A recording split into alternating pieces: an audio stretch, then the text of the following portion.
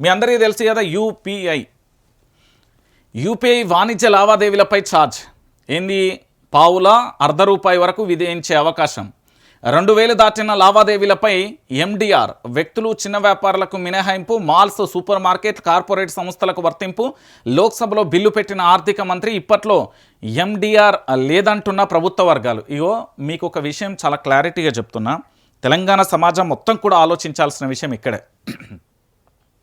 ఎందుకు అంటే ఈ తెలంగాణలో పూర్తి స్థాయిలో కూడా మీరు ఏదైనా మాల్స్కు పోయో లేకపోతే ఎక్కడైనా పూర్తి స్థాయిలో షాపింగ్ చేయడమో, బట్టలు కొనుక్కోవడమో, మొబైల్స్ కొనుక్కోవడమో, లేకపోతే చెప్పులు కొనుక్కోవడమో, లేదా బెల్ట్ కొనుక్కోవడమో, లేకపోతే మహిళలకు సంబంధించింది ఏదైనా వస్తువులు కొనుగోలు చేయడానికి షాపింగ్ మాల్స్కి వెళ్తే మీ దగ్గర ఒక ₹10,000 5,000 షాపింగ్ చేయడానికి వెళ్ళిళ్ళే అనుకో.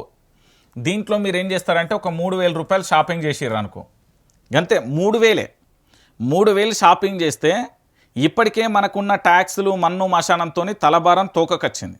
దీని మీద ఇక ఆ ట్యాక్స్ ఈ ట్యాక్స్ అని కలిపి ఇంకొక ₹150 ఎక్స్ట్రా యాడ్ చేస్తారు.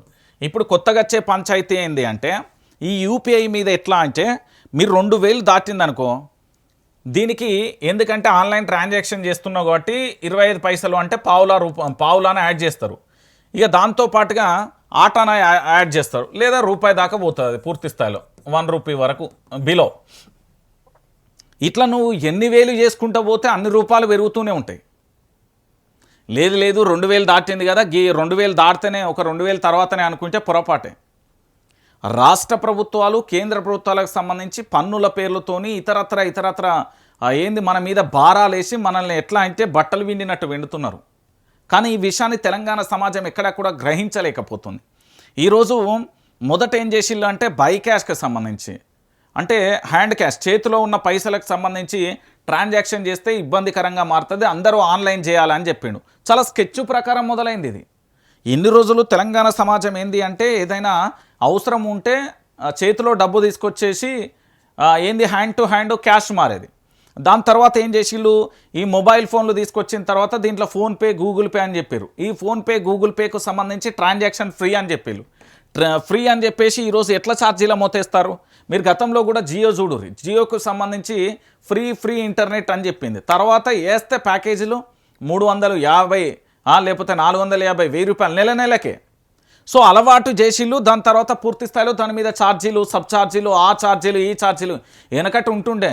మిత్తి బారు వడ్డీ బారు వడ్డీ, అసలు దాని మీద ఇంకా చక్రవడ్డీ, ఆ వడ్డీ ఈ వడ్డీ అంటూ ఎట్లయితే చేసిల్లో, ఈరోజు కూడా ఏదైతే సాంకేతిక పరిజ్ఞానాన్ని మనకు అలవాటు చేసి ఈ మొబైల్ ఫోన్ అలవాటు చేసిలా, దీని మొబైల్ ఫోన్ ఒకప్పుడు డబ్బా ఫోను, ఏది ల్యాండ్ ఫోన్ ఉండే, అక్కడి నుంచి ఏం చేసిళ్ళు కీప్యాడ్ ఫోన్ వచ్చింది, ఇప్పుడు టచ్ ఫోన్లు వచ్చినాయి.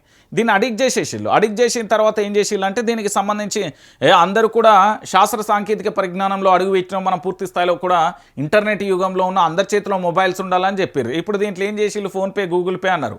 ఈ ఫోన్పే గూగుల్ పేతో ఏం చేసేళ్ళు పూర్తి స్థాయిలో కూడా ఛార్జీల మోత మోగిస్తున్నారు. ఇప్పుడు మీరు ఎక్కడైనా షాపింగ్కి వెళ్తే మీ ఫోన్లలోకి వెళ్ళి ట్రాన్సాక్షన్ చేస్తే వాడు ఎట్లా బై క్యాష్ తీసుకోడు. ఇప్పుడు మీరు గోల్డ్ షాప్కి పోరి, బంగారం షాప్లోకి పోతే 1,00,000 2,00,000 పైన ఉంటే ఎట్టి పరిస్థితులలో ఆయన యాక్సెప్ట్ చేయడు బై క్యాష్. సో అట్లా రూల్స్ తెచ్చి మన పైసలు మనమే ప్రభుత్వానికి కట్టేటట్టు చేసిండు. అదే ఫోన్పే గూగుల్ పే. రేపు పొద్దుగాల మోతుంది.